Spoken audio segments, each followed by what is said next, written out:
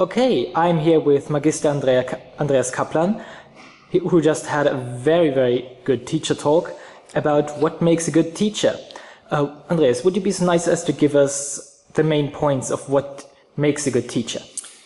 I think the point I ended with was that you need to have high expectations of yourself and of your students, because you can never really tell where the ceiling is, and even where the ceiling of competence or skill is that they are able to reach.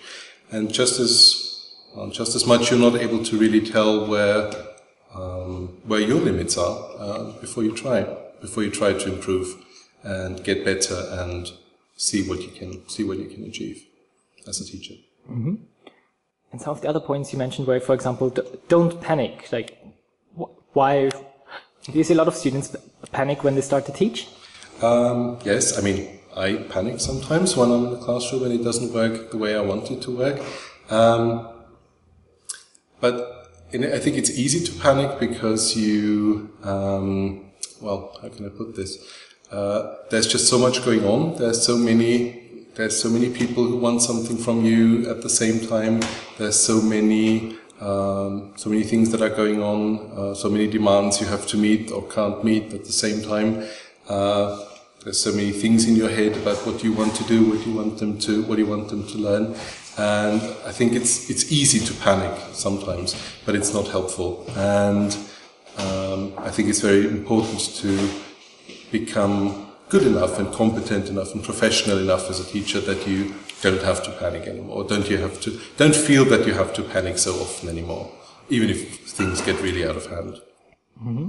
And one of the other points I think was that you mentioned that you should always be an expert. Mm-hmm. I think that one's quite obvious, but yeah. Yeah, I think I wanted to remind everyone that there are so many different things that you have to be an expert in. There are so many different things that are involved in being a teacher. There's not just of course being good at English. There's also being good at teaching, being good at learning yourself, but also at being able to teach people on how to learn a language, how to best learn a language, being able to help them to improve. And like I said, set the expectations and stuff like that. There's just so many things you have to improve in, and you have to try to be good at to be a professional teacher. So I think I wanted to stress that this status as an expert, being the expert in the class, is still a very important thing, and is still an essential part of being a teacher. Even if you're no longer required to be the one who has all the answers, because of course you can look everything up. There's computers, there's the internet. You can look up stuff. You don't have to be the sort of sole font of knowledge for everyone, but still.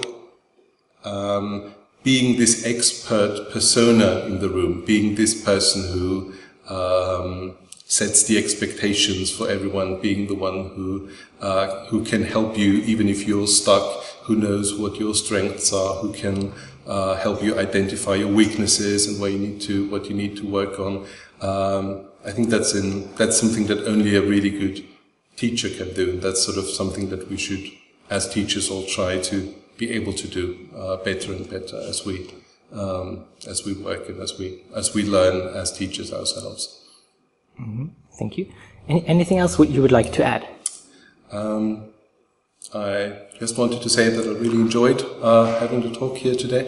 I think there was a good mood in the room, and I think that I had the feeling that lots of people had something that they could take away tonight, and I think that's why I do it, and that's what makes it fun for me. Mm-hmm. Thank you. And as last thing, I've also seen there's something else going on in your life besides just being a teacher. You've also released a new school book, right?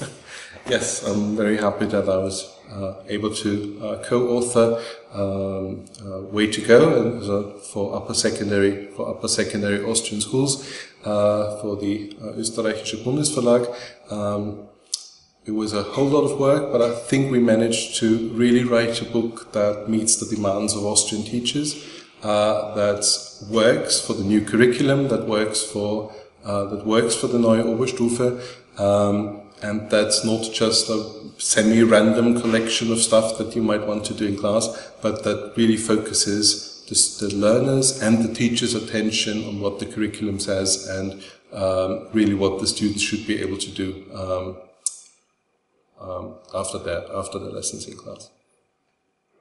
Thank you very much. You're welcome.